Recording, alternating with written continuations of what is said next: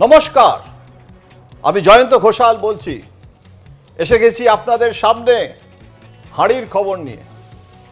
আজকে কি বলবো আপনাদের কাছে, কি জানাবো? অনুব্রত মণ্ডল শুধু নয়, অনুব্রত মণ্ডলের কন্যাকে নিয়ে বলবো। দেখুন, আপনাদের সামনে এসেছি আজকে, কিন্তু একটু মনটা খারাপ লাগছে। রাস্তা ঘাটে যেখানে যাচ্ছি জানেন, সবাই বলছে ছ্যা ছ্যা ছ্যা ছ্যা ছ্যা ছ্যা। মানে এমনটাও দেখতে হতো আমাদেরকে, এটাও আমাদের বাকি ছিল দেখার।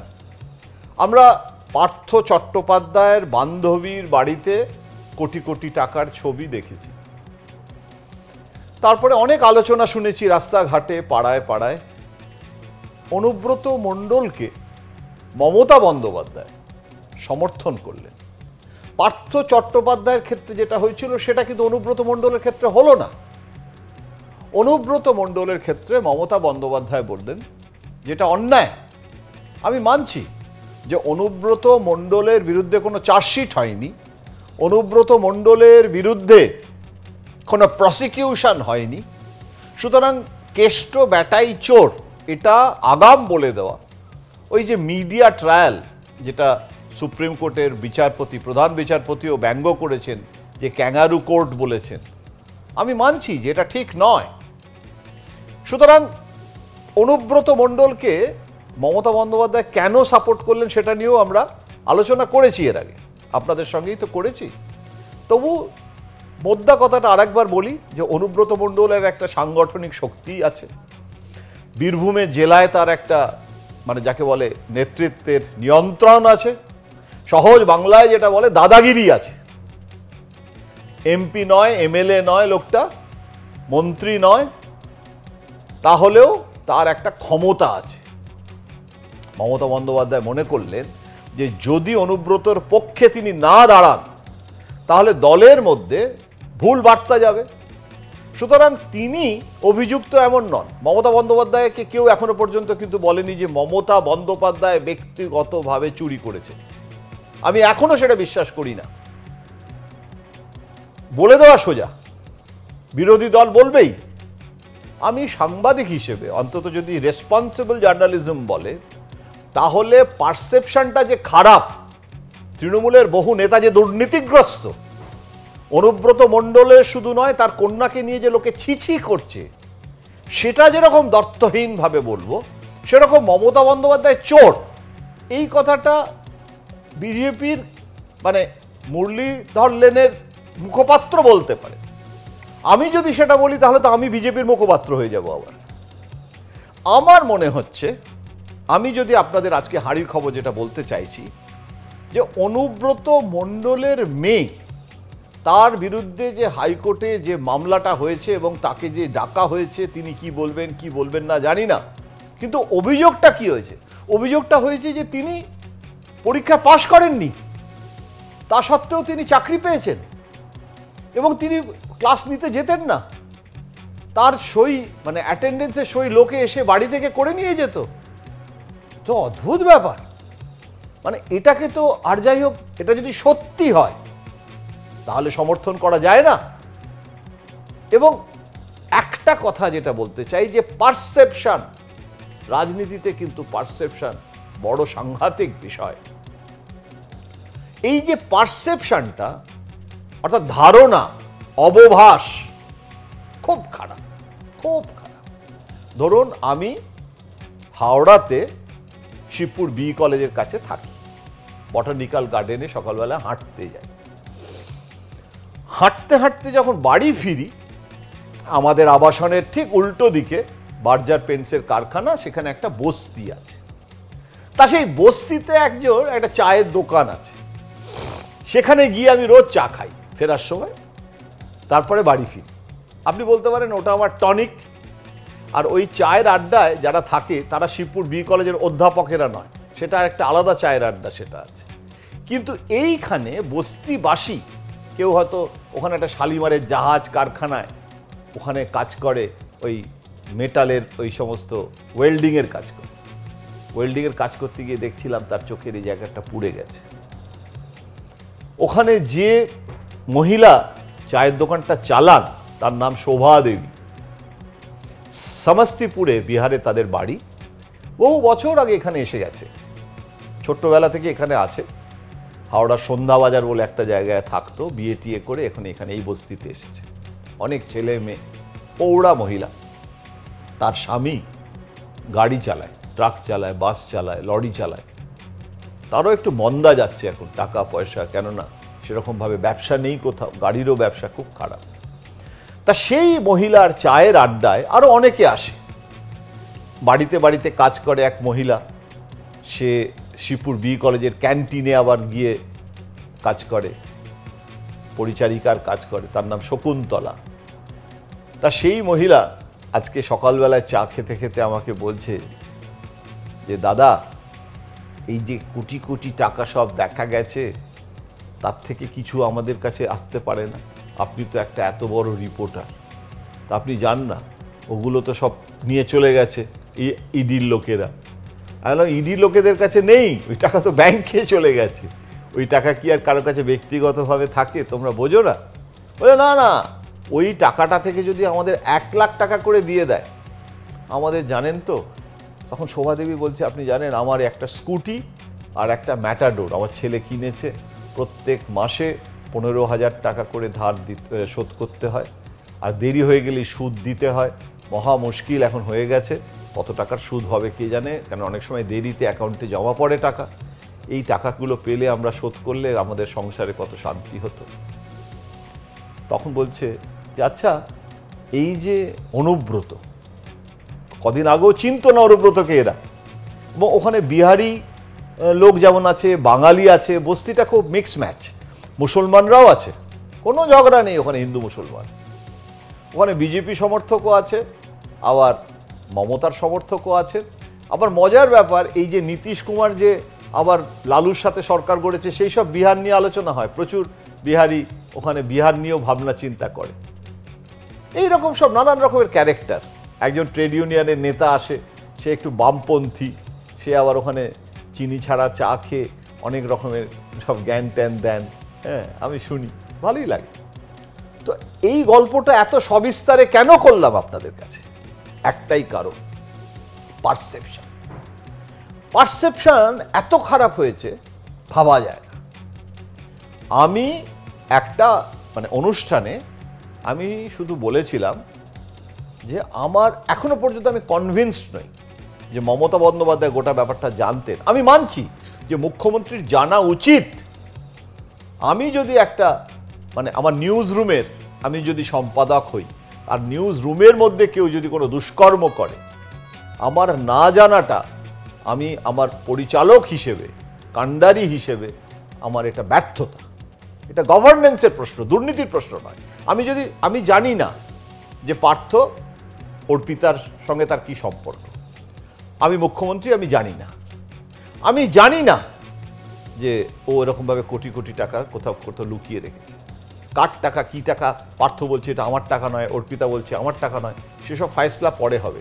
কিন্তু লোকের যে পারসেপশন, আমি শোভাদেবীকে বললাম, এই যে শোভাদেবী, ওই টাকাগুলো মনে হচ্ছে ধূপের টাকা। ধূপের টাকা জানো, ওই ধূপেতে দিত না নকল টাকা, গোলাপি গোলাপি, ওইগুলো তো এত গোলাপি। তখন আর একজন সে গম্ভীর হয়ে বললো যে না না, ও দেখেই বোঝা যাচ্ছে ওগুলো কোনোটাই জাল টাকা না, ওগুলো সব আসলি নোট হ্যাঁ, বোঝো। ও টিভিতে দেখেও বলে দিচ্ছে যে ওগুলো আসলি নোট। সবটাই কিন্তু পারসেপশনের খেলা, অর্থাৎ মানুষ কি ভাবছে।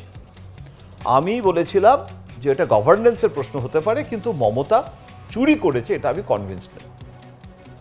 বললে বিশ্বাস করবেন না, টুইট যুদ্ধ হয়ে গেল আমার বিরুদ্ধে যে আমি তৃণমূলের চামচে, আমি মমতা বন্দ্যোপাধ্যায়ের অমুক, আমি তমুক, হ্যানা ত্যানা, নিশ্চয়ই আমি মমতা বন্দ্যোপাধ্যায়ের কাছ থেকে সুবিধা পাই, এক্সেট্রা এক্সেট্রা।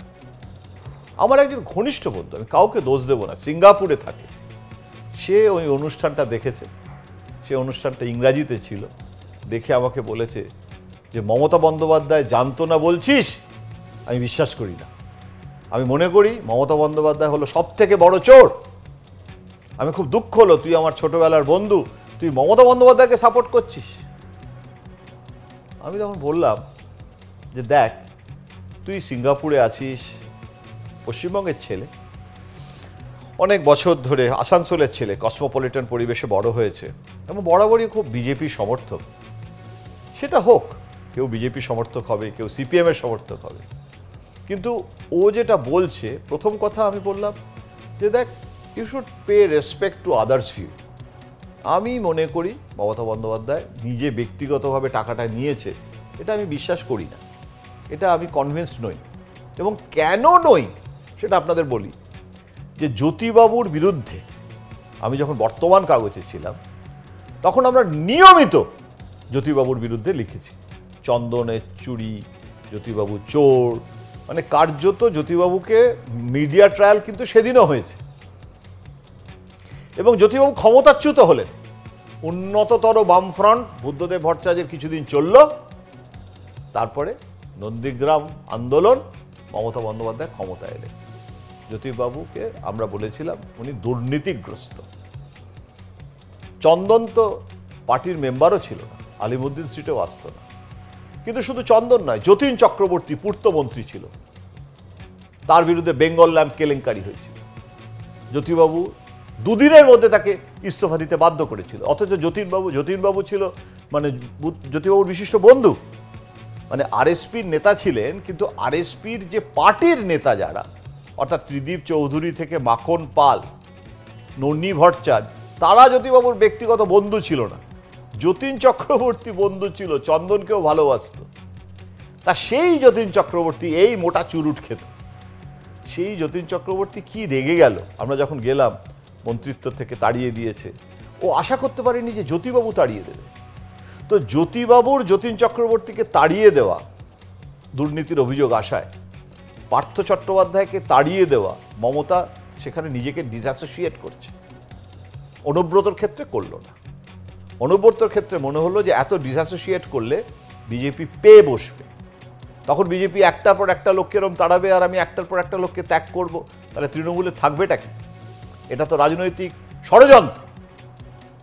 কথাটা হচ্ছে যে জ্যোতিবাবু আজকে 2022 সালে এসে বলুন, উনি চলে গেছেন, এখন তো ওনার জন্মদিন পালন হয়, স্মৃতিসভা হয়, জ্যোতিবাবুর বিরুদ্ধে একটা দুর্নীতি প্রমাণ হয়েছে? কোনো সিবিআই হয়নি, কোনো এনফোর্সমেন্ট হয়নি, কোনো দুর্নীতির কোনো প্রমাণ হয়নি, অথচ জ্যোতিবাবুর বিরুদ্ধে সমস্ত দুর্নীতির প্রচার, আইন শৃঙ্খলার অবনতি থেকে শুরু করে শেষ পর্যন্ত সিঙ্গুর নন্দীগ্রামে গিয়ে সিপিএমের অপশাসন দূরীভূত হলো। আসলে শুধু দুর্নীতি নয়, সিপিএমের যে অপশাসন বলা, তাতে কিন্তু এই শিক্ষা নামক বিষয়টাও আছে। শিক্ষার হাল যে খারাপ হওয়াটা শুরু হয়েছে, মানে ইংরাজি মানে তুলে দেওয়া, মাতৃভাষায় মাতৃদুগ্ধ, রবীন্দ্রনাথ নাকি বলেছেন, অর্থাৎ একটা কোটেশনকে রবীন্দ্রনাথের অনেকগুলো বক্তব্য থেকে বেছে নিয়ে পরে সিপিএম ভুল স্বীকারও করেছে, যেটা ভুল হয়েছিল। জ্যোতিবাবুর নাতনিরা ইংলিশ মিডিয়ামে পড়েছে, আর বাঙালিকে বাংলা মিডিয়ামে পড়ে ইংরাজি মানে একদম 12টা বাজিয়ে দিয়ে গেছে। এখন এই শিক্ষা ব্যবস্থার যে অবনতিটা, এটা সেদিন থেকে শুরু হয়েছে, আজও চলছে। শিক্ষার যে এডুকেশন সেল সিপিএম তৈরি করেছিল, এডুকেশন সেল অনিল বিশ্বাস নিয়ন্ত্রণ করতে, এবং সেই এডুকেশন সেল ঠিক করে দিত কোন কলেজে কোন অধ্যাপক যাবে, কোন শিক্ষক হবে। হ্যাঁ, সেদিন এরকম কোটি কোটি টাকার ছবি কোনো মন্ত্রীর বান্ধবীর বাড়ি থেকে পাওয়া গেছে, এমনটা অবশ্য হয়নি। তখন অত টেলিভিশন চ্যানেলও ছিল না, এত সোশ্যাল মিডিয়াও ছিল না, কিন্তু দুর্নীতি সেদিনও ছিল না তা না, সেদিন ছিল। কিন্তু সেদিন ছিল বলে আজকের দুর্নীতিটাকে সমর্থন করব তা তো নয়। আজকের যদি যে দুর্নীতিটা হচ্ছে সেটাকে তীব্র ভাষায় নিন্দে করতেই হবে। এখন কথাটা হচ্ছে যে মমতা বন্দ্যোপাধ্যায়কে বিজেপি এই ইস্যুটাতে চারদিক থেকে কিন্তু ঘিরে ফেলছে, কেননা পারসেপশন তৈরির একটা খেলা, এবং সেই পারসেপশন তৈরি কিন্তু হয়েছে, হয়নি বলে মিথ্যা কথা বলতে হবে, সেটা শাসক দল অস্বীকার করতে পারেন। কিন্তু আমি কিন্তু চোখের সামনে আমি আমার অনেকগুলো আমার বস্তির অভিজ্ঞতা বললাম, আমার সিঙ্গাপুর থেকে যে বন্ধু ফোন করেছিল তাকে বললাম, আমি তাকে শুধু একটা কথাই বলেছিলাম যে জ্যোতিবাবুর দুর্নীতি প্রমাণ হয়নি, এবং সেদিন আমরা অনেক লিখেছি, অনেক কালি খরচা করেছি। আমি এখন এই 61 বছর বয়সে এসে মমতা বন্দ্যোপাধ্যায় চোর এটা আমি লিখবো না বা বলবো না। তার কারণটা হচ্ছে যে এটা অভিযোগ হতে পারে, এটা সুজন, সেলিম, সুকান্ত, শুভেন্দু নিশ্চয়ই বলতে পারে, এবং তারা রাজনৈতিক নেতা, তাদের কাজ সেটা করা, তারা সেটা করে। যেমন বোফোর্স, রাজীব গান্ধীর বিরুদ্ধে বোফোর্স কোনো প্রমাণই হলো না, উল্টে ভিপি সিং সোনিয়া গান্ধীর কাছে গিয়ে ক্ষমা চেয়েছিল যে আমার বোফোর্সটা তোলা উচিত হয়নি, তাতে কিন্তু আমি বিজেপিরই হাত শক্তিশালী করে দিলাম, বিজেপি ক্ষমতায় চলে এলো। ভিপি সিং এর জনতা পার্টির কি হলো? বোফোর্সে তো কোনো প্রমাণ হলো না।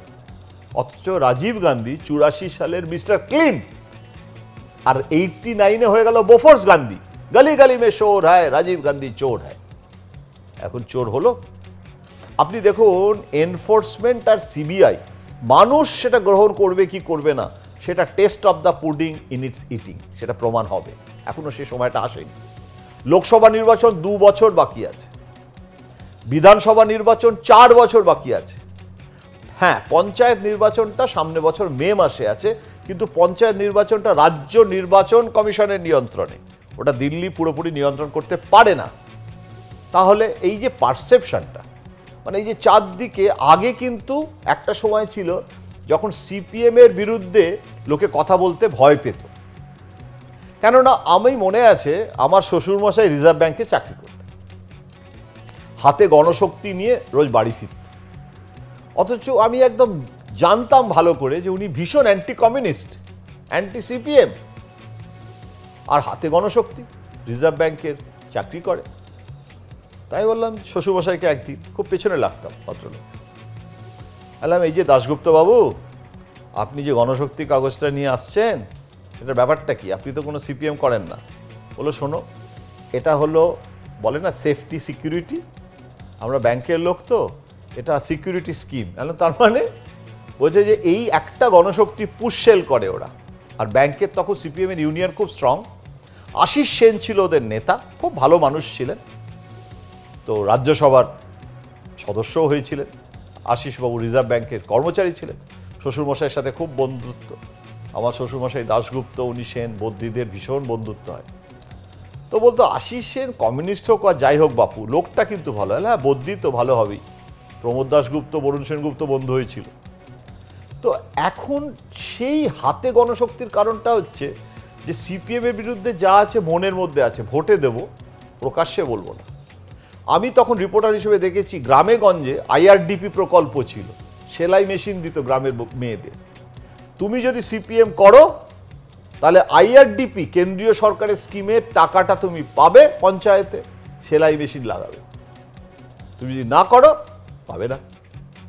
অথচ তারা কিন্তু সিপিএম এর সাপোর্টার নয়, তারা সুযোগটা নিয়ে নিচ্ছে।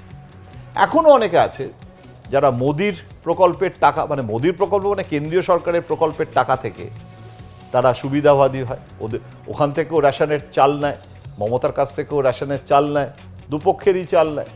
সেটা তো তাদের লাইভলিহুডের জন্য দরকার। কাকে সাপোর্ট করবে সেটা, কাকে ভোট দেবে সেটা আপনি জানেন না।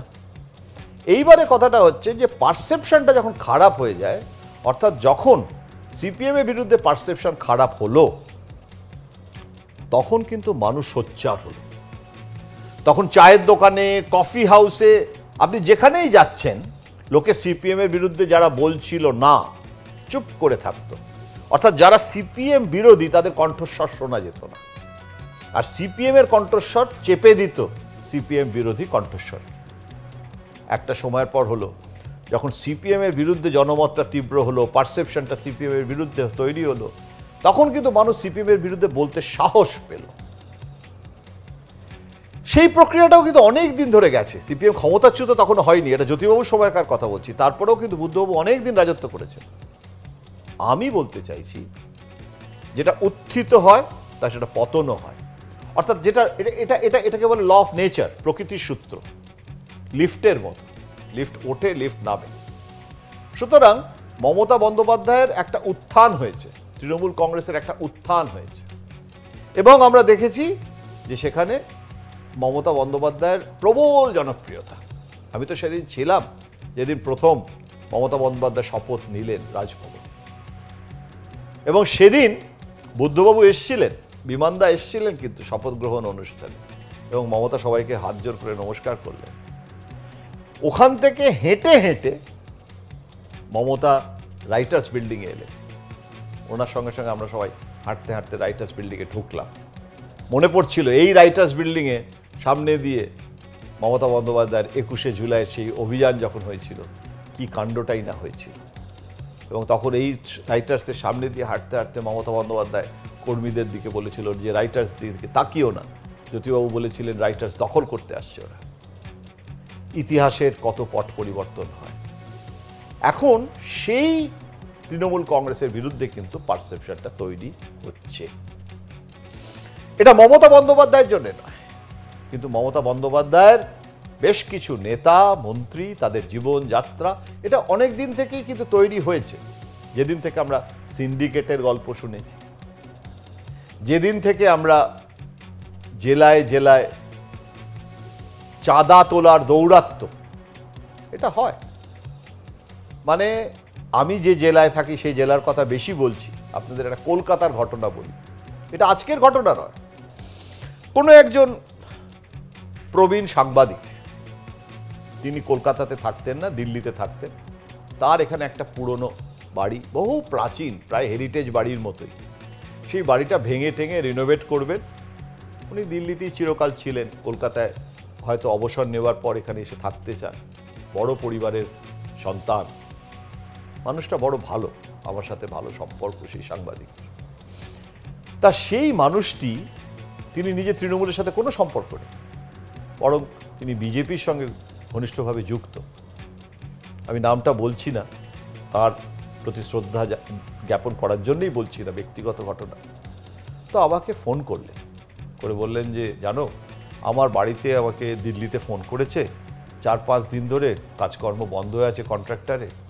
তার কারণটা হচ্ছে যে আমার এই বাড়িটাতে সিমেন্ট বালি এগুলো তো লাগবে, আমি রিনোভেট করাচ্ছি দক্ষিণ কলকাতায়, কিন্তু ওদের সব 4-5টা ছেলে এসে বলছে যে এটা করতে দেওয়া হবে না। কেন করতে দেওয়া হবে না? বলে না, দাদা বলে দিয়েছে যে এখানে আমাদের সিমেন্ট আমাদের বালি সব লাগবে, তবে তো কাজ বন্ধ। টাকা চাইছে, ও বলছে দেবো না। আমাকে তখন বলল যে দেখো, আমি এটাকে রাজনৈতিক ইস্যু করতে চাই না, এটা একটা বিচ্ছিন্ন ঘটনা, সবাই তো এরকম নয়। ভাবুন, লোকটা কিন্তু বিজেপি। তুমি বরং যদি একটু সাহায্য করো, তুমি তো কলকাতার সাংবাদিক। বললাম যে আমিও তো দিল্লিতে থাকি, আমি কিন্তু ওখানকার রাজনৈতিক এই যে তলার লেভেলের সিস্টেমটার সাথে পরিচিত নয়। আমি একমাত্র মমতা বন্দ্যোপাধ্যায়কে চিনি, আমি আর কাউকে খুব একটা চিনি না। তখন আমি কি করলাম, আমি একজন সাংবাদিককেই এখানে, যে কলকাতাতে তার ভালো পরিচিতি আছে, তাকে বললাম যে এনাকে একটু সাহায্য করে দেবে, তার কারণ খুব উৎপাত করছে। বলে আমি এক্ষুনি দেখছি। বলে দিল যে এই কেসটাতে হাত দেওয়া যাবে না। পরের দিন কাজ শুরু হয়ে গেল, কন্ট্রাক্টরের আর কোনো সমস্যা রইল না, কেউ কোনো ঝামেলা করলো না। একটা বিচ্ছিন্ন ঘটনা। সেই দিন আমার মনে হয়েছিল যে ডাল মে কুচ কালা হ্যায়, কোথায় একটা সমস্যা হচ্ছে। কিন্তু সমস্যা হচ্ছে না বলছে যারা, এবং যারা দিদির কাছে গিয়ে বলছে যে সব ঠিক চলছে, কিন্তু রোম সাম্রাজ্যে কোথাও একটা কিছু একটা পচে গেছে, সামথিং ইজ রটেন। এইটা বোধহয় ওনাকে জানানোর দরকার আছে। উনি না জানলে কি করে হবে? আর উনি নীলকণ্ঠের মতো অন্যের বিষ কেন পান করবেন? সেখানে শক্ত হাতে অ্যাডমিনিস্ট্রেটিভ মিটিংগুলোতে যখনই যে কোনো চিরকুট দিয়েছে, কোনো তাকে শাস্তি দিয়েছে, প্রমাণ জন্য তদন্ত বসিয়েছে, প্রকাশ্যে বিরোধিতা করেছে, এমনকি টাকা তোলা, ঘুষ নেওয়া, কাটমানি, এগুলোর তীব্র সমালোচনা তিনি করেছেন। কিন্তু তাতে কিন্তু ব্যবস্থাটা বদলায় না। সিপিএমের যে লুম্পেনগুলো সেদিন এই কাজগুলো করত, সেই লুম্পেনগুলোই শাসক দলের মধ্যে এসে ঢুকে পড়ে। আগামীকাল প্রকৃতির নিয়মে যদি তৃণমূল না থাকে, ধরুন তর্কের খাতিরে বিজেপি ক্ষমতায় আসে, শুভেন্দু অধিকারী ধরুন মুখ্যমন্ত্রী হন, তাহলে সেদিনও এই লুম্পেন, তৃণমূলের লুম্পেনগুলো বিজেপির কাছে গিয়ে আশ্রয় নেবে। এটা হচ্ছে ভবিতব্য। এটাই হয়ে আসছে। কংগ্রেস থেকে সিপিএম, সিপিএম থেকে তৃণমূল, তৃণমূল যতদিন আছে, তৃণমূলের পরে আগামীকাল কোনো একটা দল আসবে, সেটা সিপিএম না বিজেপি জানি না, বা অন্য কোনো দল, কেজরিওয়ালের আপ আসবে কি না, আমি তো সবটাই কিন্তু হাইপোথেটিক্যাল কথা বলছি, কেউ আমার কথাটাকে সিরিয়াসলি নেবেন না। এখন এই পরিস্থিতিতে, এই যে আপনাদের বললাম যে এইটা একটা গল্পের ব্যাপার হয়ে গেছে, সেদিনকে আমাদের শিবপুর বি কলেজে একজন অধ্যাপক মজা করে বলছে এটা গল্প, কিন্তু গল্পটাকে গল্প হিসেবেই নেবেন, কারণ এর মধ্যে একটা মজা আছে। ওই উপেন্দ্র কিশোর রায়চৌধুরীর না অনেক রকমের গল্প আছে, সেই গল্পগুলো উনি নিজেই লিখে দিয়েছেন যে এগুলো সত্যি নয়, কিন্তু খুব ভালো মজার গল্প বলে বলছি। সেরকম একটা গল্প পরে বলছি আপনাদের, এর সাথে প্রাসঙ্গিক হবে। কিন্তু তার আগে এই গল্পটা বলি যে নেতাজি ভবনে একবার সুগতবাবুর ইচ্ছে হলো যে বাড়িটা রং টং করে রিনোভেট করবে, একটা কোনো পাঁচিল ভেঙে ঠিক করবে। তো এসে গেছে একটি লোক, বলছে টাকা দিন। বলছে না, কেন টাকা দেবো? না, আপনি পাঁচিলে রং করছেন। বলছে তুমি জানো এটা কার বাড়ি? আমি সুগত বোস। এটা কিন্তু গল্প, এটা একদম, কিন্তু শিবপুর বি কলেজের মানে অধ্যাপকেদের আড্ডায় এটা হচ্ছে। এটা কেন বলছি গল্পটা, তাহলে বুঝতে পারবেন যে পারসেপশনের গল্প করছি তো আজকে। বলছে কার বাড়ি জানো? বলছে না। বলছে এটা সুগতবাবুর বাড়ি। বলে সুগতবাবুকে ডাকুন, দাদা ডেকেছে, ওনাকেও ডাকুন। বলছে সুগত বোস যাবে তোমার দাদার কাছে? কি না পাঁচিলে রং করছে বলে টাকা দিতে হবে, তাকে টাকা দেওয়ার জন্য তোমার দাদার কাছে যাবে? তুমি জানো এটা কার বাড়ি? এটা নেতাজির বাড়ি। বলছে ওনাকেও ডাকুন, উনিও যাবেন দাদার কাছে, ওনাকেও যেতে হবে। তাহলে বুঝুন, যে এসছে সে জানেই না এটা কে নেতাজি, কে সুগত বোস। এটা হয়তো সত্যি ঘটনা নয়, কিন্তু এটা গল্প। কিন্তু এই গল্পগুলো জেলায় জেলায়, কলকাতা শহরের কফি হাউস থেকে শুরু করে আপনার সিসিডি বারিস্তায় হচ্ছে, ফ্লুরিস থেকে শুরু করে হাওড়ার বস্তির চায়ের দোকান। আমি যেখানেই যাই, আমি তো মানে সর্বঘটের কাঠালি কলা, বারিস্তাতে গিয়েও আড্ডা মারছি, ফ্লুরিসে গিয়েও চা খাই, আবার শিবপুরের বস্তিতে গিয়েও ওদের সাথে আড্ডা মারি, শোভাদেবীর চায়ের দোকানে। সর্বত্রই আলোচনাটা হচ্ছে। হয়তো বলবেন যে এই আলোচনাটা কিছুদিন চলবে, আপনারা মিডিয়ারাই এগুলো চালাচ্ছেন, মানুষ এটা মনে করে না, হতে পারে, আমরা জানি না, সেটা জানি না। ওই যে বললাম না, উপেন্দ্র কিশোর রায়চৌধুরী গল্পে পড়ছিলাম যে নতুন সাহেবেরা এসছে একটা জায়গায়, প্রচুর মশা, তো বন্দর এলাকা, মশা তো হবেই, জাহাজে করে এসেছে, রাত্রিবেলা শুতে পাচ্ছে না, এত মশা কামড়াচ্ছে। তো তখন মশা কামড়াচ্ছে, এখন বলছে যে এটা তো অদ্ভুত জন্তু, মশা কোনোদিন দেখেনি। বলছে এটা তো ভয়ানক জন্তু, এই জন্তুটা তো আমাদের ঘুমোতে দিচ্ছে না, রক্ত খেয়ে নিচ্ছে, কি করা যাবে? তখন ওকে একটা মশারি এনে দিয়েছে, দিয়ে বলেছে মশারির ভেতরে ঢুকে যাও, মশারিটা তাহলে আর তোমাকে এই জন্তু আক্রমণ করতে পারবে, এই জন্তুদের আক্রমণ করার জন্য একটা মশারি। তারপর আরো কিছুক্ষণ বাদে জোনাকি ঢুকেছে আলো জ্বালিয়ে। তখন একটা সাহেব আর একটা সাহেবকে বলছে যে ওরে, আর কিছু করার নেই, আমরা তো এই সমস্ত লুকিয়ে আছি, আর ওই অন্ধকার তো, জন্তুগুলো আমাদের আর দেখতে পাচ্ছে না, ওই জন্য আর কামড়াচ্ছিল না। আমরা একটা মশারিটা জানে না কি একটা এরকম একটা একটা একটা দুর্গ বানিয়ে দিয়েছে, আমরা অন্ধকারের মধ্যে আছি, কিন্তু ওই মশাগুলো না ওরা ল্যাম্প সঙ্গে করে এনেছে এবারে, যাতে আলো দিয়ে আমাদের দেখতে পায়, বুঝলি তো? তো সেই কারণে এবার আমাদের আবার ওরা ধরে খাবে। পারসেপশন। সাহেবরা জোনাকি জানে না, মশা জানে না, দুটো জন্তু, আর বলছে কি না ওরা এবার আমাদের খাবে, আলো নিয়ে এসেছে, হ্যাঁ, ক্যান্ডেল লাইট ডিনার হবে আমাদের। তো এখন এই ক্যান্ডেল লাইট ডিনারটা তো সবটাই পারসেপশন। তার ফলে পার্থ টাকা নিয়েছে কি নেয়নি, অর্পিতা ওর বান্ধবী কি বান্ধবী নয়, কে জানে। এবং সেগুলো সবটাই কিন্তু প্রচারিত সত্য এবং সার্কামস্টেন্সিয়াল এভিডেন্স আছে, এখনো কিন্তু বিচারের ভাষায় কিন্তু প্রমাণিত কোনটা কেউ জানে না, কিন্তু পারসেপশনটা তো তৈরি হয়ে গেছে। এনফোর্সমেন্ট সিবিআই এর বিরুদ্ধে এখন মমতা বন্দ্যোপাধ্যায় আক্রমণে নামছে, কেননা ওনার মনে হচ্ছে এই পারসেপশন ভাঙতে গেলে ব্র্যান্ড ইকুইটি অফ মমতা ব্যানার্জিকে কাজে লাগাতে হবে।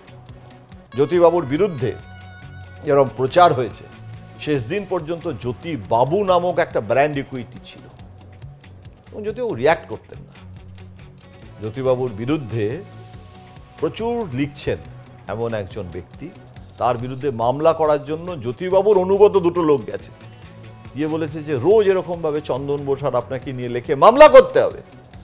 জ্যোতিবাবু বলেছে যে কেন, তো আমার বিরুদ্ধে লিখবে না তো কি তোমার বিরুদ্ধে লিখবে? আমি জ্যোতি বসু, তো আমার বিরুদ্ধে তো লিখতেই হবে। তা নাহলে সব কাগজ তো টিভি চলবে কি করে, তো তোমার কাগজ নামে লিখলে তো কাগজ চলবে না। এরকম ছিল জ্যোতিবাবুর সহিষ্ণুতা, কিন্তু মানে আক্রমণটাকে প্রতিহত করার।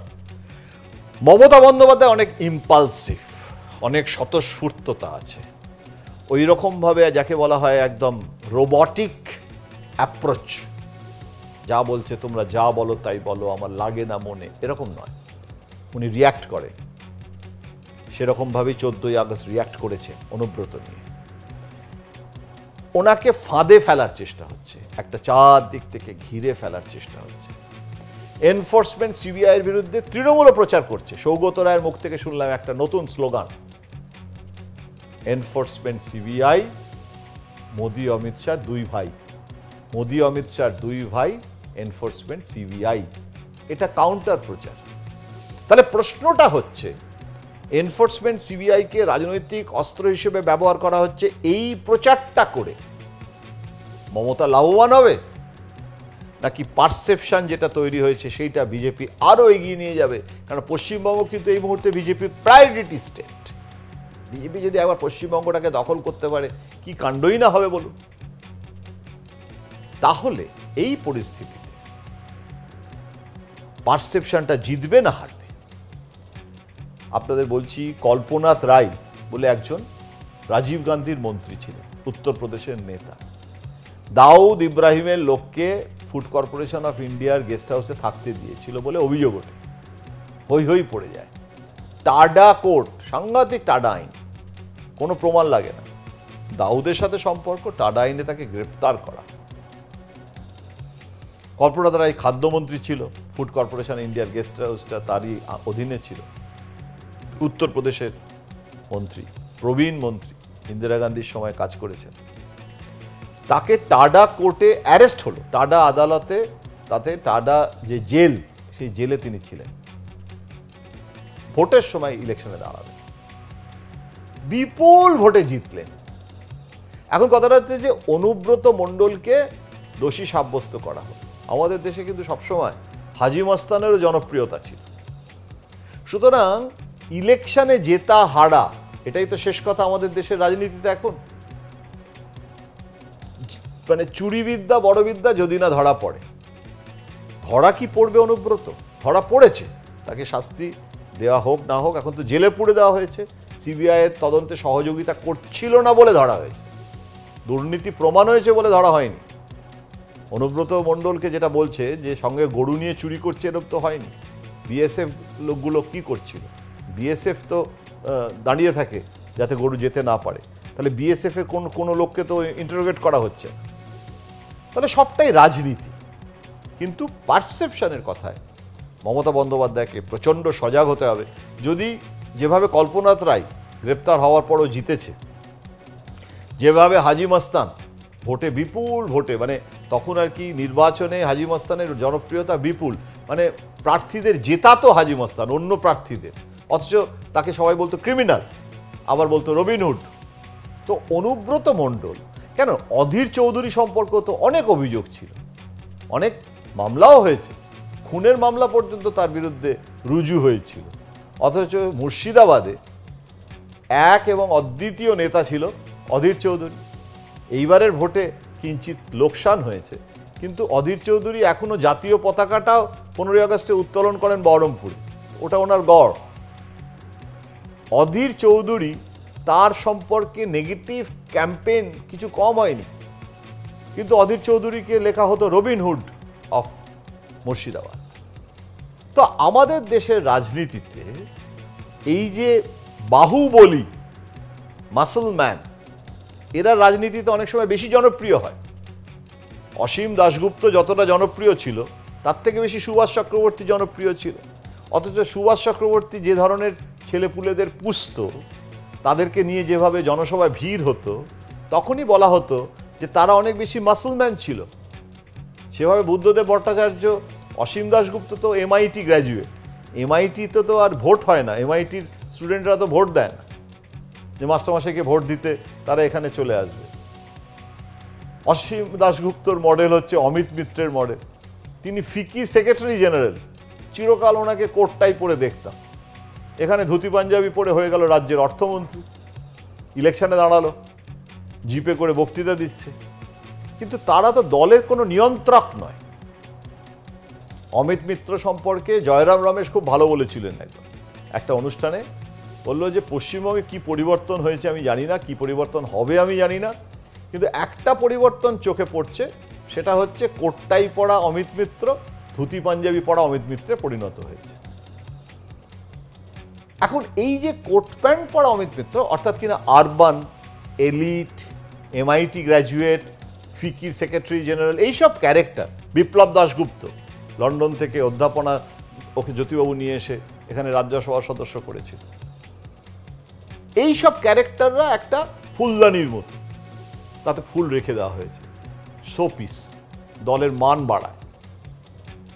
যেরকম মমতাও কয়েকজনকে রেখেছে, তারা পণ্ডিত, অধ্যাপক, তাদের সমস্ত অনেক, কিন্তু তারা যখন কোনো জেলায় গিয়ে একটা জনসভা করতে গেলে তখন অনুব্রতকে লাগে লোক জড়ো করার জন্য। তখন বলে, ভাই অনুব্রত আমাকে 4টে লোক পাঠাও, তা না আমার ভোটের সময় জিতবো কি করে। তাহলে আমাদের দেশের যে ভোটের রাজনীতিটা, সেটা কিন্তু নিয়ন্ত্রণ করে অনুব্রত মণ্ডলরা। আর সেই অনুব্রত মণ্ডলদের যদি বিজেপি বধ করে দেয়, তাহলে লাখ লাখ অনুব্রত তৈরি হবে, মমতা বলেছেন। কিন্তু একটা অনুব্রত ভোটের সময় কতটা গুরুত্বপূর্ণ, তা না হলে বিজেপি তাকে রীতিমতো ঘরের মধ্যে বন্দি করে রাখে, যাতে পাছে সে বেরোতে না পারে। অনুব্রত ফ্যান ফলোয়ার সাংঘাতিক। অনুব্রত মণ্ডল তিনি নিজে একটা আত্মজীবনী পর্যন্ত লিখে ফেলেছেন, এবং সেই বইটা বীরভূমের একটা বিরাট অডিটোরিয়ামে উনি রিলিজ করেন, এবং যখন বইটা উদ্বোধন হয় তখন কাতারে কাতারে ছেলে মেয়েরা অনুব্রত মণ্ডলের সেই আত্মজীবনী বইয়ের অনুষ্ঠানে সেই হলে ফাটিয়ে এসেছিল। আমি নিজে ছিলাম না, কিন্তু শুনেছি যে সেখানে নাকি প্রচুর বই বিক্রিও হয়েছিল, লোকে সবাই অনুব্রত মণ্ডলের জীবনী পড়ছে। ভাবুন, সেই অনুব্রত মণ্ডলের সম্পর্কে আজকে পারসেপশন। তাহলে পারসেপশনের পেন্ডুলামটা এরকম ঘুরছে। দেখতে হবে এখন সেই পারসেপশনটা, যেরকম কল্পনাথ রায় জেলে গিয়েও জিতেছিল, অনেকে জেলে গিয়েও জেতে, লালু প্রসাদ যাদব, ভাবুন এখানে তো কোনো চার্জশিট হয়নি, কোনো দোষ প্রমাণ হয়নি, ওখানে তো পশু খাদ্য কেলেঙ্কারিতে লালু প্রসাদ যাদব একমাত্র ভারতের রাজনীতিতে দুটো লোকের আমি কিন্তু কনভিক্টেড হয়েছে, লালু প্রসাদ যাদব আর একটা হচ্ছে চৌটালা, ওম প্রকাশ চৌটালা, মানে দেবিলালের ছেলে। দুজনেই কিন্তু মানে লালু এবং চৌটালা পরিবার, মানে দেবিলালের পরিবার আর লালু, এরা দুজনেই কিন্তু খুব ফিউডাল পরিবার। আপনাদের খুব সংক্ষেপে দুটো পরিবারেরই গল্প বলি, আমার সৌভাগ্য হয়েছিল। ওম প্রকাশ চৌটালা শুরু থেকেই দুর্নীতিগ্রস্ত বলে পরিচিত, পারসেপশন আবার বলছি। দিল্লি এয়ারপোর্টে ধরা পড়েছিল গোল্ড স্মাগলিংয়ের জন্য, সোনা স্মাগলিং করছিল, হাতে নাতে ধরা পড়ে, প্রথম জেলে যায় ওম প্রকাশ চৌটালা। মানে জেলে যাওয়ার হাতে খড়ি হয়, রাজনীতির হাতে খড়ি আর জেলে যাওয়ার হাতে খড়ি একসঙ্গে, গায়ে মাখে না। দেবিলাল দণ্ড প্রতাপ বাবা, জাট, মুকুট আনত, খাটিয়াতে শুতো।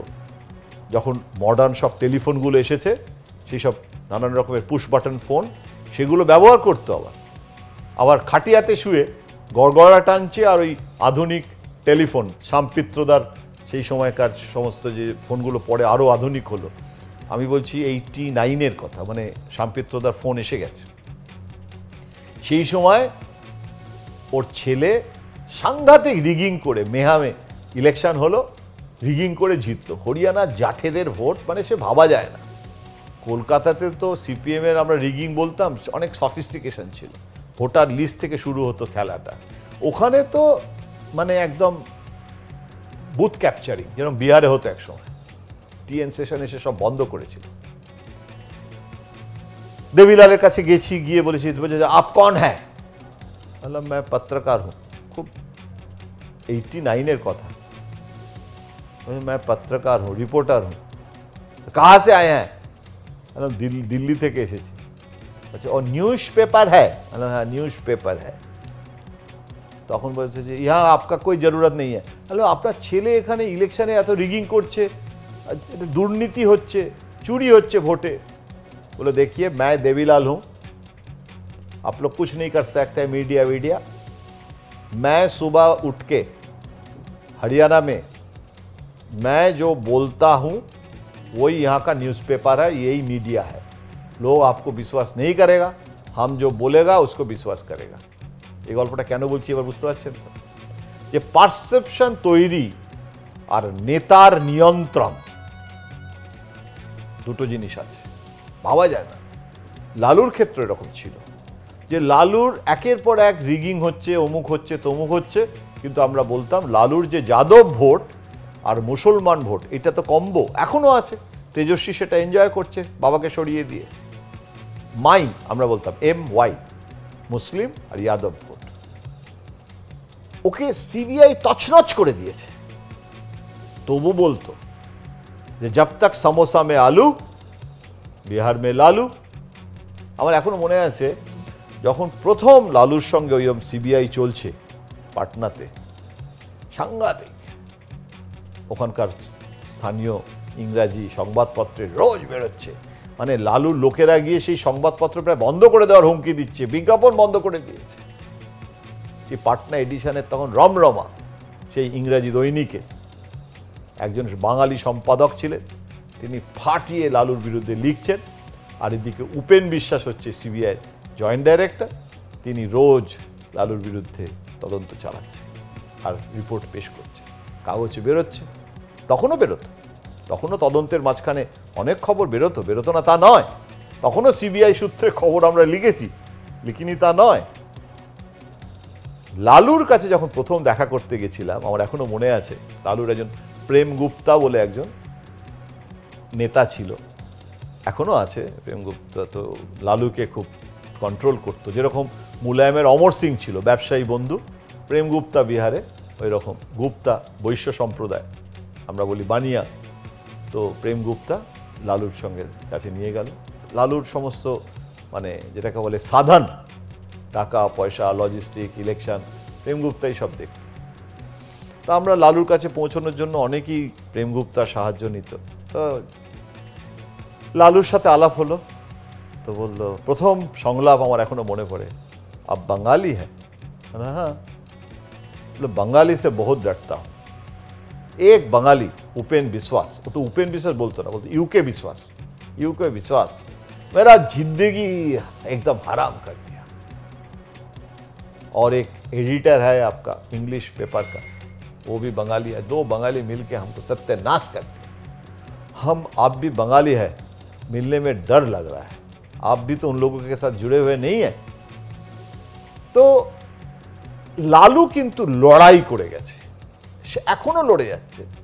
এই এমসে ভর্তি হচ্ছে, এই রাঁচির এমসে গিয়ে ভর্তি হচ্ছে, এই গেস্ট হাউসে ভর্তি হচ্ছে। আর চৌটালাকেও দেখেছি, রাম মনোহর লোহিয়া হসপিটালে গেছি, সেখানে গিয়ে দেখি লালুর বসে রয়েছে, লালুর মতো চৌটালাও বসে আছে, ওখানে যেমন লালু এমসে রয়েছে চৌটালাও রয়েছে। আমি গেছিলাম কিন্তু চৌটালার সাথে দেখা করতে না, গিয়ে দেখি লনেতে চৌটালা বসে আছে।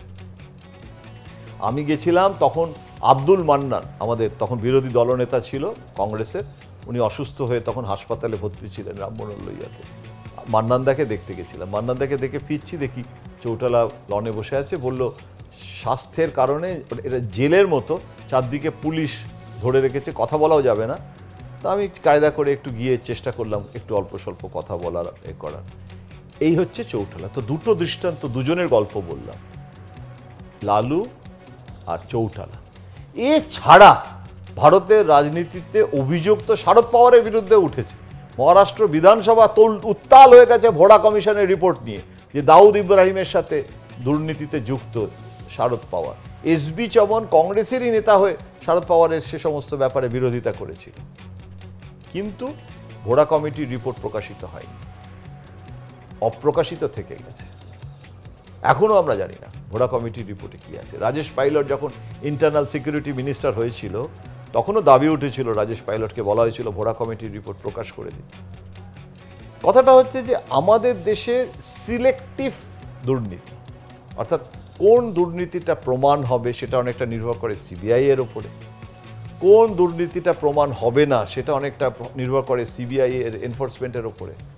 আবার অনেক সময় আদালত জাজমেন্ট দেয়, যেরকম অমিত শাহকে আদালতে যেরকম তার বিরুদ্ধে অভিযোগ এসেছে, তিনি জেল খেটেছেন, আবার এই সুপ্রিম কোর্টই তো তাকে কমপ্লিটলি বেকসুর খালাস করে দিয়েছে।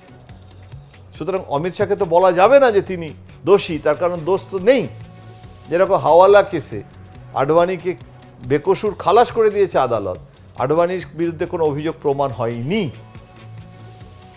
তাহলে এখন পার্থ চট্টোপাধ্যায়ের বিরুদ্ধে আদালত যদি তাকে খালাস করে দেয়ও, সেটা যদি 10 বছর পরে দেয়, তাহলে তো পার্থ চট্টোপাধ্যায়ের রাজনৈতিক জীবনটা শেষ হয়ে গেল।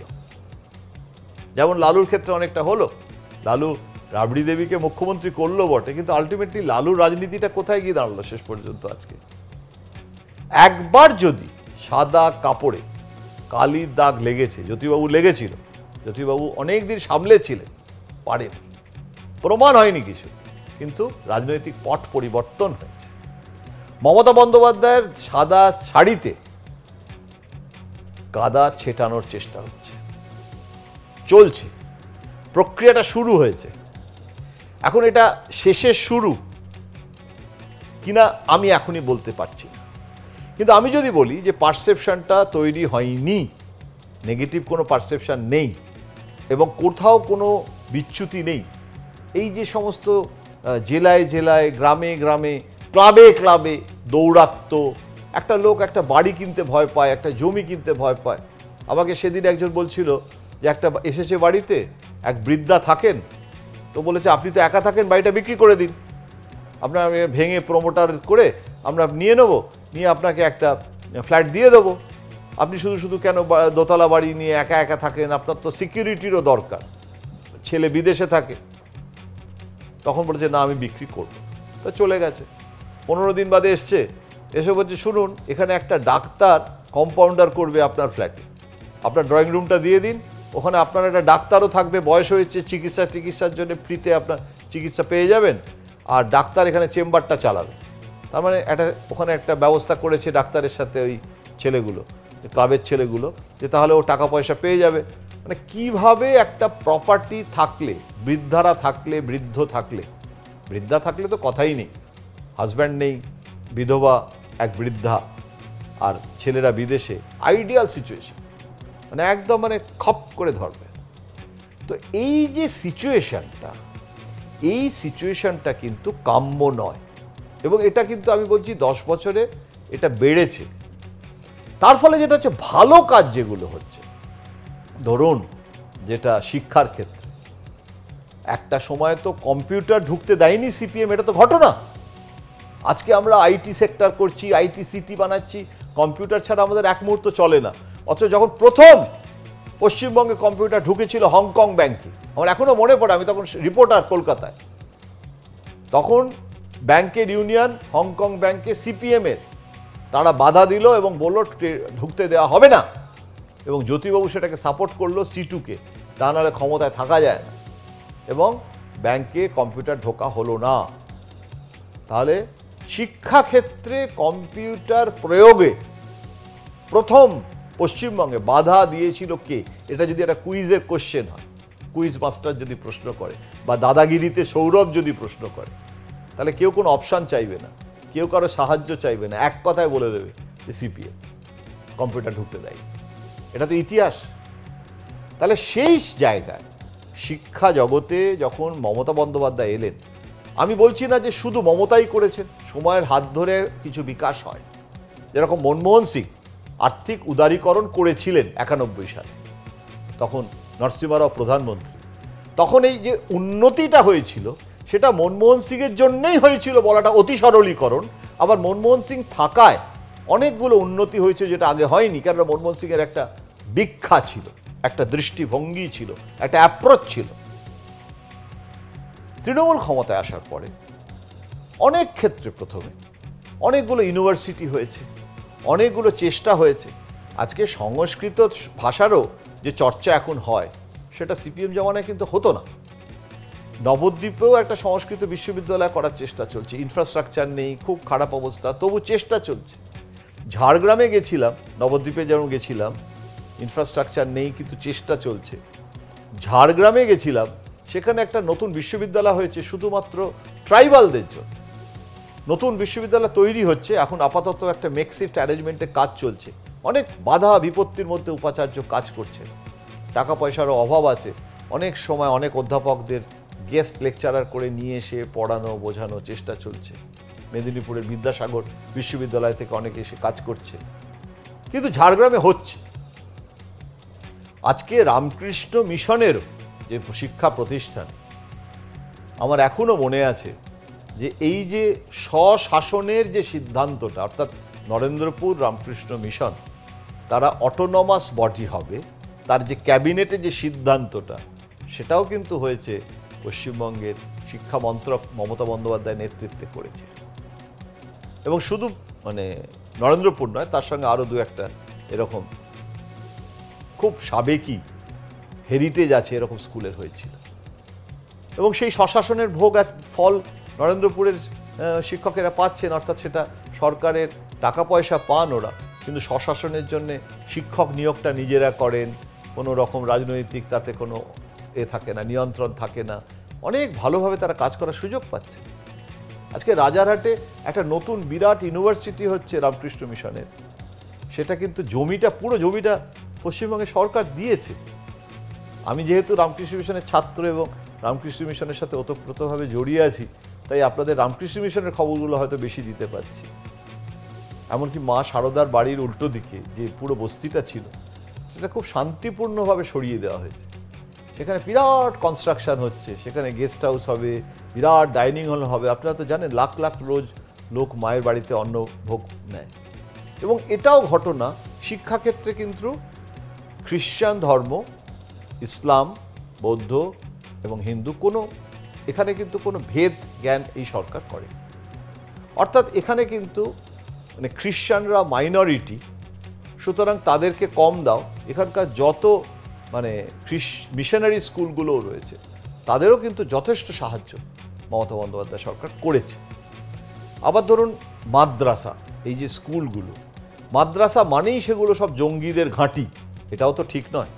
এবং মাদ্রাসাকেও মডার্নাইজ করতে হবে। ইসলামের যেরকম সব ধর্মের মডার্নাইজেশন হয়, ইসলামের ক্ষেত্রেই বা কেন হবে না? এবং মোদিও সেটা বলছেন, কিন্তু মোদিও কিন্তু অ্যান্টি ইসলাম অ্যাপ্রোচ নিচ্ছেন না, আপনারা মনোযোগ দিয়ে দেখবেন। কিন্তু মাদ্রাসা মানেই এটা হচ্ছে একটা মাইনরিটি ভোট ব্যাংক, এইভাবে দেখাটাও ঠিক নয়। তো আমার বক্তব্যটা হচ্ছে যে ভালো কাজগুলো যেটা মমতা বন্দ্যোপাধ্যায় করেছেন, একদম যদি বলি কোনো ভালো কাজই হয়নি। সে জ্যোতিবাবু একবার আমাকে বলেছিলেন দিল্লিতে বঙ্গভবনে সার্কুলার রোডে যাচ্ছে, আপনি আমাকে বলুন তো, আপনারা বর্তমান কাগজের আপনি সাংবাদিক, একটা জিনিস আপনি আপনার সম্পাদক মশাইকে জিজ্ঞাসা করবেন যে 30 বছর ধরে ক্ষমতায় আছি, তখন বোধহয় 25 বছর ধরে ক্ষমতায় আছি, একটাও কি কোনো ভালো কাজ করিনি? কাগজটা খুললেই তো শুধু আপনাদের বিরোধিতা। 25 বছরে কি একটাও কোনো সিপিএম ভালো কাজ করেনি? তো আমাদের সেই কারণে আমাদের একটা প্রবলেম হয়, আমরা খুব আইদার অর হয়ে যাই, হয় মোহনবাগান নয় ইস্টবেঙ্গল, হয় ইলিশ নয়তো চিংড়ি। এই যে আইদার অর অ্যাপ্রোচটা, আপনি হয় বিজেপি নয় তৃণমূল। আমাদের সমস্যা, সাংবাদিকদের তো সেটা হওয়া উচিত নয়। বরং আমি বলবো যে মমতা বন্দ্যোপাধ্যায়ের যে ভালো কাজগুলো, তার যে চেষ্টাগুলো, উনি যেভাবে জেলা সফর করেন, সেটা কি বুদ্ধবাবু করতেন না জ্যোতিবাবু করতেন? আপনি আমায় বলুন। যতবার উনি দার্জিলিংয়ে গেছেন, সিদ্ধার্থ রায় থেকে আজ পর্যন্ত কোনো মুখ্যমন্ত্রী যাননি। তো আমরা তো সবসময় বলেছি যে মুখ্যমন্ত্রীরা যদি যায় একটা জায়গায়, স্পটে পৌঁছয়, যেমন রিপোর্টারদের ক্ষেত্রে বলা হয় না যে ডেস্কে বসে রিপোর্টিং করো না, গ্রাউন্ড জিরোতে যাও, তাহলে তো বুঝবে। তো হাতের তালুর মতো কিন্তু পশ্চিমবঙ্গটাকে চেনে মমতা বন্দ্যোপাধ্যায়। তাহলে এই যে তার স্ট্রেংথটা, এই স্ট্রেংথটা বললেই কি আমি তৃণমূল হয়ে যাব?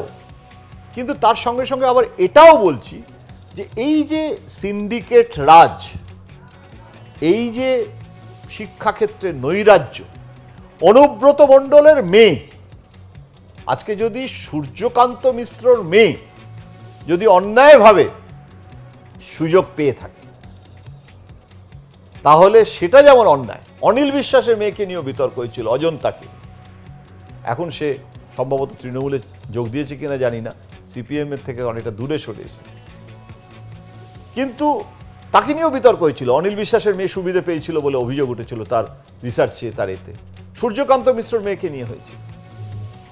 তাহলে এই অভিযোগগুলো যেরকম তাদের ক্ষেত্রেও অন্যায় ছিল, তাহলে আজকে যদি অনুব্রত মণ্ডলের মেয়ে শিক্ষাক্ষেত্রে তারা এরকমভাবে একটা নৈরাজ্য স্থাপন করে, যেখানে একটা পেনশন পাচ্ছে না একটা শিক্ষক, যেখানে ছাত্রছাত্রীরা পরীক্ষা দিয়ে বছরের পর বসে আছে, পরীক্ষায় পাশ করেও চাকরি পাচ্ছে না। কত ছাত্রছাত্রী আত্মহত্যা করছে, কত ছাত্রছাত্রী তাদের মানে ভাবছে যে একটা সোনা বিক্রি, মায়ের সোনা বিক্রি করে দিয়ে। আমি একজন ছাত্রীর সঙ্গে কথা বলছিলাম, মানে সে প্রায় মানে কেঁদে ফেলছে যে তার কাছে কোনো টাকা নেই, তার কাছে সে ভেবেছে যে এই টাকাটা যদি দেওয়া যায় কয়েক লক্ষ টাকা দিয়ে তার জীবনের কেরিয়ারটাকে সুনিশ্চিত করতে চাইছে।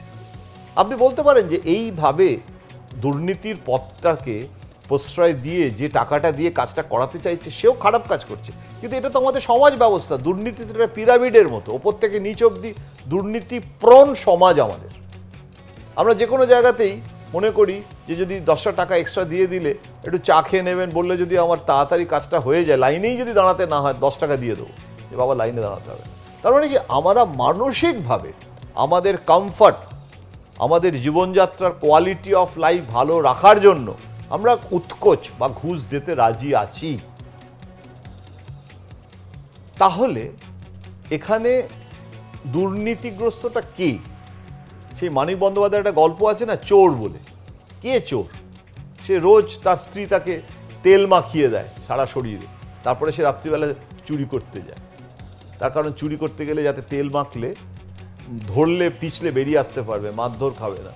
কি তার যত্ন নিয়ে তার স্বামীকে পরিচর্যা করে দেয়, তেল টেল মাখিয়ে রাত্রিবেলা, একটা পেশা জানে।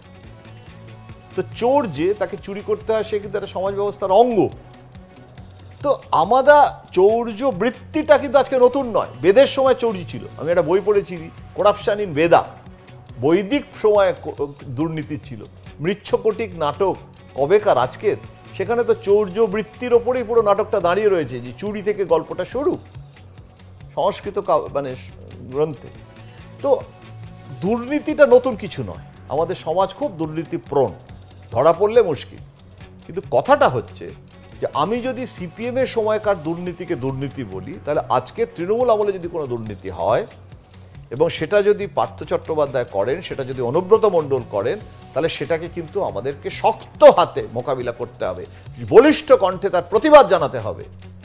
এবং সেটা যদি মমতা বন্দ্যোপাধ্যায় করেন, তাহলে আগামী দিনে তার রাজনীতি অন্যরকম হবে। আর তিনি যদি এই দুর্নীতিকে প্রশ্রয় দিচ্ছেন, এই পারসেপশনটা হয়, তাহলে কিন্তু তার ভবিষ্যৎ কি হবে আমি জানি না। মানে এটা একটা বিরাট একটা যাকে বলে মানে বড় একটা প্রশ্ন, একটা catch-22 সিচুয়েশন, একটা হবসন চয়েস, আর কোনো চয়েস নেই। মানে যে কোনো একটাতে আপনাকে আসতে হবে। প্রশ্নটা হচ্ছে এইবারে বিজেপি কি করবে আর মমতা কি করবে। মমতা কি করবে সেটাই বড় প্রশ্ন। বিজেপি কি করবে আমরা অনেক আলোচনা করেছি, বিজেপি রক্তের স্বাদ পেয়ে গেছে। কিন্তু মমতা বন্দ্যোপাধ্যায় তিনি কিন্তু এটার শেষ দেখে ছাড়তে চাইছেন। সুতরাং তিনি লড়তে চাইছেন, আক্রমণাত্মক হতে চাইছেন। Offence is the best way of defence. আজ এই পর্যন্ত, আবার আসবো অনেক হাড়ির খবর নিয়ে আপনাদের কাছে। নমস্কার।